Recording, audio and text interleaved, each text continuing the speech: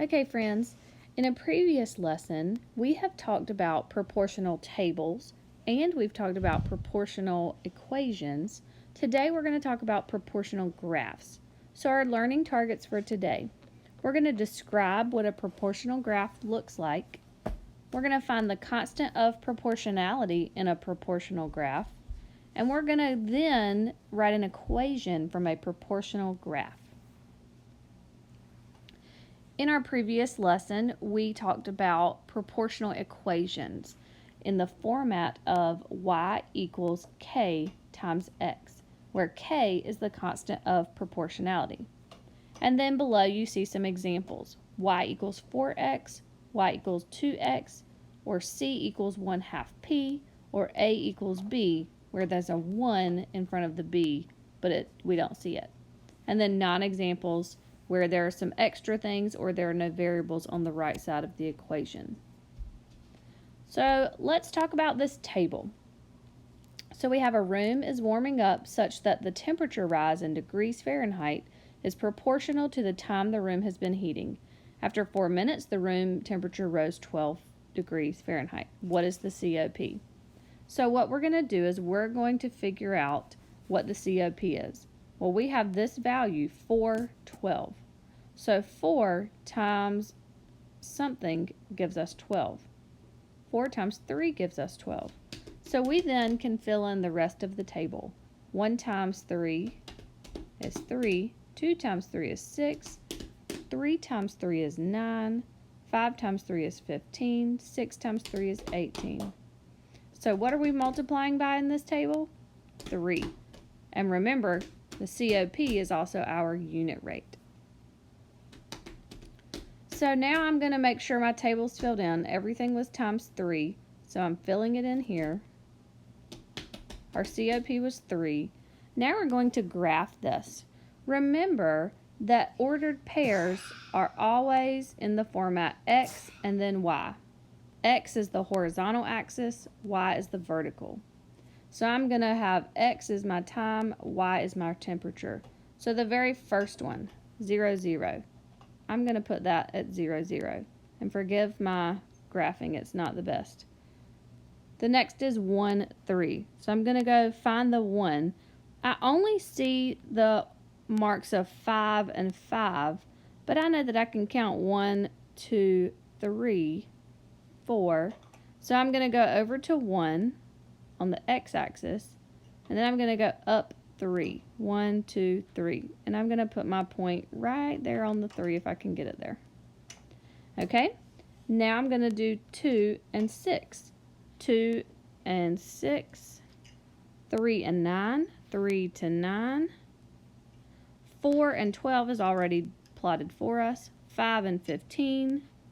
6 and 18. I'm going to go 15, 16, 17, 18. Right here. Well, right there. Okay, so let's look at this graph. What do we notice about this graph, everyone? We notice that it goes through 0, 0. And then if we were to make this into a line as best we could, it's a straight line. Keep that in mind. For a proportional relationship in a graph, it has to be a straight line, and it has to include the origin, which is the ordered pair 0, 0.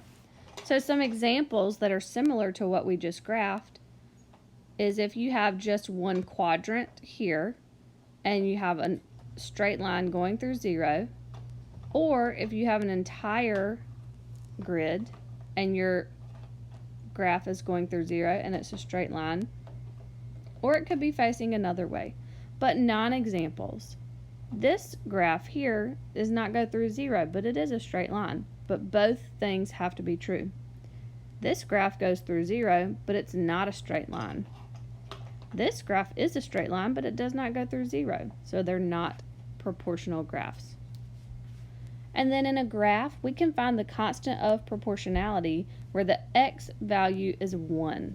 And this is the ordered pair 1 and then whatever the y is. So let's look at this. For this table, for this graph, we want to know the x-axis. That's our horizontal, so that is time. The Y is the water used. And the graph represents how much water is proportional to time. Excuse my handwriting again. The point 315, so this point right here, this represents 15 gallons of water in 3 minutes, because X is our minutes, 15 is our water. So the constant of proportionality for this graph, remember the constant of proportionality is where the X is 1. So 1 is not an actual visible number here, but there's a mark where 1 is. And it goes up to this other one, and this is our Y value, and it looks to be between 10 and 0. Well, I know that between 10 and 0 is 5. So the COP is 5, and it's the 0.15 and represents 5 gallons in 1 minute. And that is also our unit rate. So an equation for this would be water is equal to 5 times time. All right? So let's look at these graphs and find the constant of proportionality. I want to know the COP, where X is 1, what is the Y? Well, it's 2 here. So that would be 1, 2. The COP for the summer road trip, I'm looking where 1 is, go up. It looks to be between 50 and 100. So I'm going to say it's 75. So that would be the ordered pair 1, 75. And then the last question I have for you today, which of these does not represent a proportional graph and why? So look at these A, B, and C graphs and think about it. Which one is not a proportional relationship? Remember, 2 things have to be true for a proportional graph. It has to go through the origin, 0, 0, and it has to be a straight line. Which of these is not through the origin and is not a straight line? Or one of those is not true. Looking at A, it goes through the origin, it is a straight line, so it is proportional. B, while it doesn't have a line created, you can see that it goes through the origin and it creates a straight line, so it is proportional.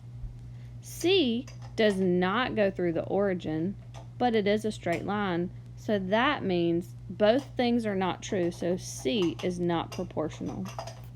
So what you're going to do for practice today is find the constant of proportionality in graphs and analyze a graph.